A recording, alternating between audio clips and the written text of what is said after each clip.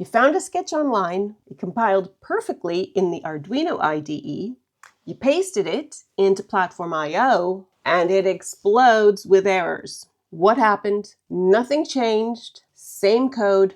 What's going on? Today, I'm showing you exactly what platformio expects, why it's different, and how to fix any .ini sketch in 3 steps, 5 minutes. Welcome to episode 4 of our Foundations playlist. In episode 3, we learned all about that platformio.ini file.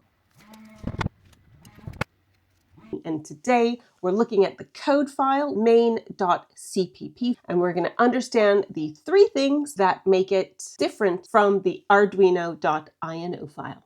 Before we fix anything, let's understand what the Arduino IDE was quietly doing for you. So a .ini file isn't exactly standard C++ code. The Arduino IDE pre-processes it. Before compiling, it auto-includes the Arduino core header, it scans your code and automatically generates a function forward definition, and platformio doesn't do that for you. But platformio compiles real C++ code, which means you do have to be explicit about 3 things that the Arduino IDE does for us. Step 1, open your main.cpp file and make sure that the first line always is #include bracket arduino.h. In a .ino file, the Arduino IDE includes this for you. Without this line, the compiler doesn't know what pin mode is. So you will get errors saying that pin mode wasn't declared in this scope. It's 1 line, top of the file, every time. So step 2, this one catches even experienced Arduino users. In a .ino file, the Arduino IDE scans your whole sketch and automatically generates function declarations. So you can call a function before you've identified it. But in C++, that doesn't happen. So if your main.cpp calls a function, the compiler will complain that it doesn't know what this function is. So the fix is called forward declarations.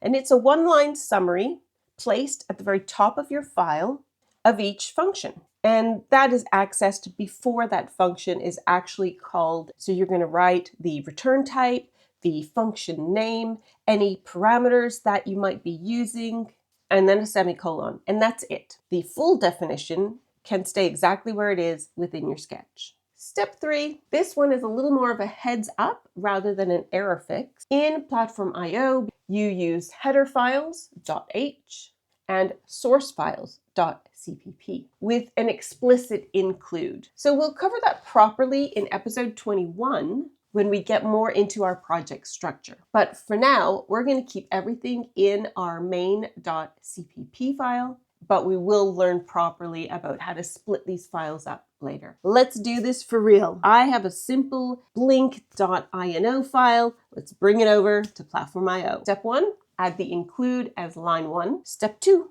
scan for any functions that you're using throughout your sketch, and we're going to add a forward declaration for these. We'll add them each to the top, just below that includes file. And our final step, step 3, we're going to build. And from there, we'll read any errors that we may have, and that will tell us exactly what's missing if we've forgotten a function and where we've gone wrong. So that's it. For a simple sketch, this will only take a minute. If you have a more complex file, more functions, it will take a little longer, but it's the same 3 steps and it does go very fast. Key maker tip. So when you hit a compiler error, try and read that very first error. That is the one that we should try and fix, because often that first error can trigger and cascade down to produce loads more errors.